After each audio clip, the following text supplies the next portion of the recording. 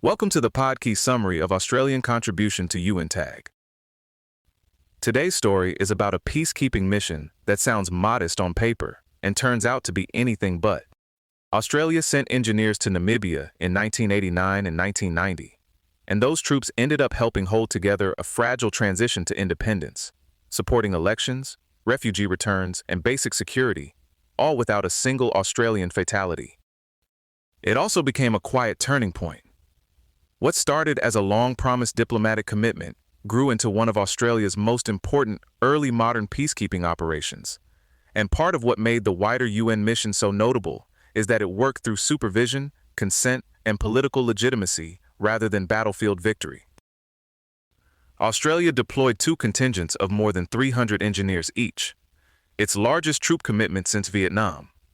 Officially, this was an engineering deployment, but real peacekeeping has a way of ignoring job descriptions.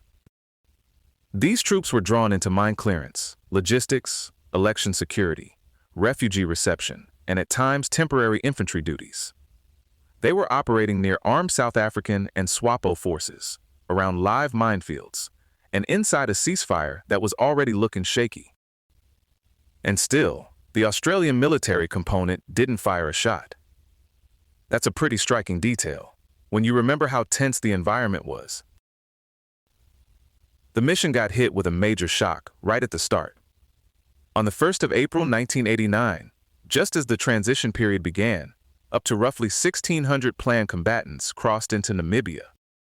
The UN had fewer than 1,000 troops in country at that point, and not nearly enough intelligence to react cleanly or quickly. So the mission began with confusion, pressure, and the very real possibility that the whole process could unravel before it had properly started.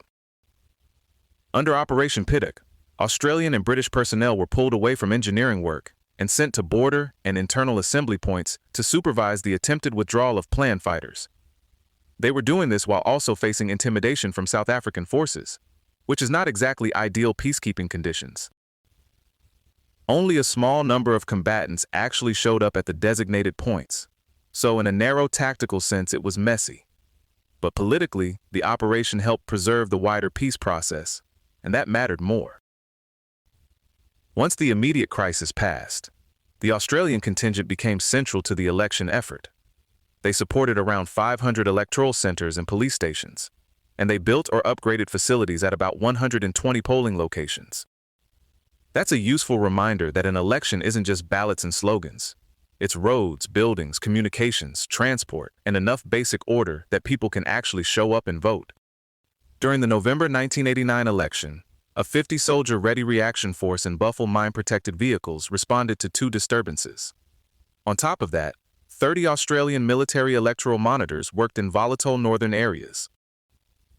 So even though these were engineers, they were also part construction crew, part security backup, and part democratic plumbing. Peacekeeping tends to be a very mixed bag like that. Another huge part of the mission was repatriation.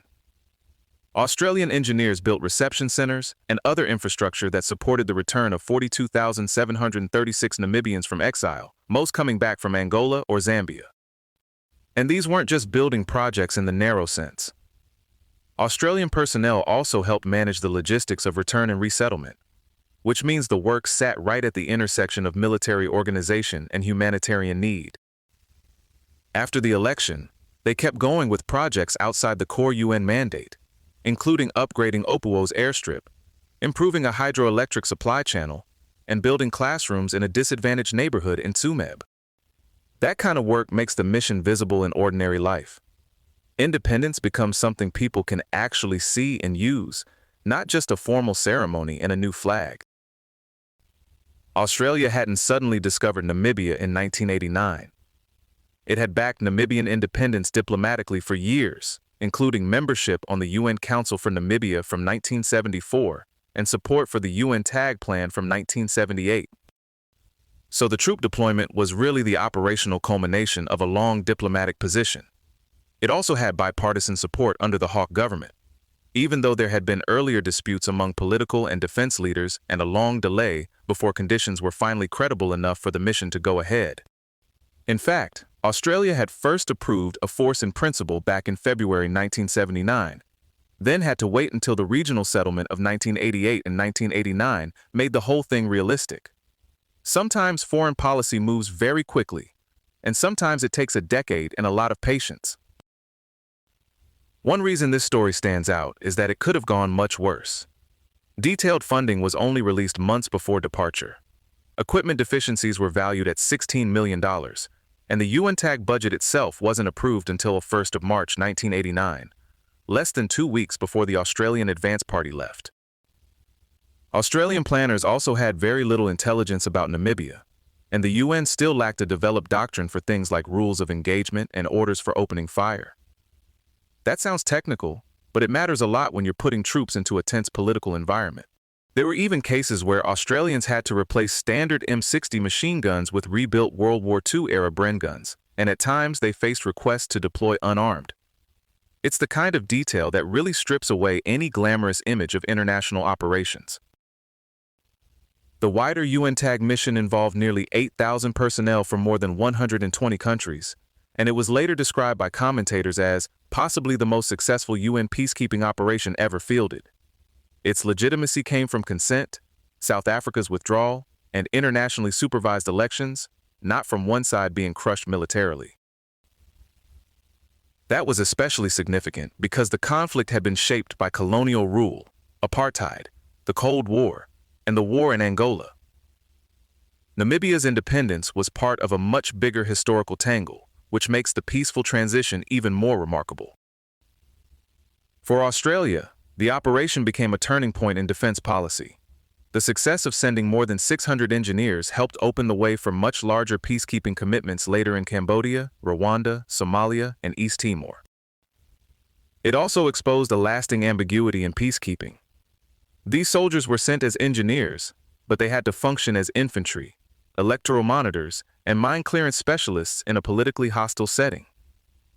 Later debates over whether they deserved the Australian Active Service Medal showed that people still disagreed about whether classic UN peacekeeping really counts as service under danger in the same way as more forceful interventions.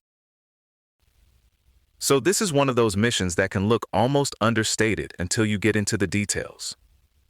Australia helped support a transition from apartheid-era rule to independence, and it did it through a version of military service that was messy, improvised, and deeply political, even when the uniform said engineer. And honestly, that may be the clearest lesson here. Peacekeeping is rarely just about keeping peace. A lot of the time, it's about building the conditions that make peace possible in the first place.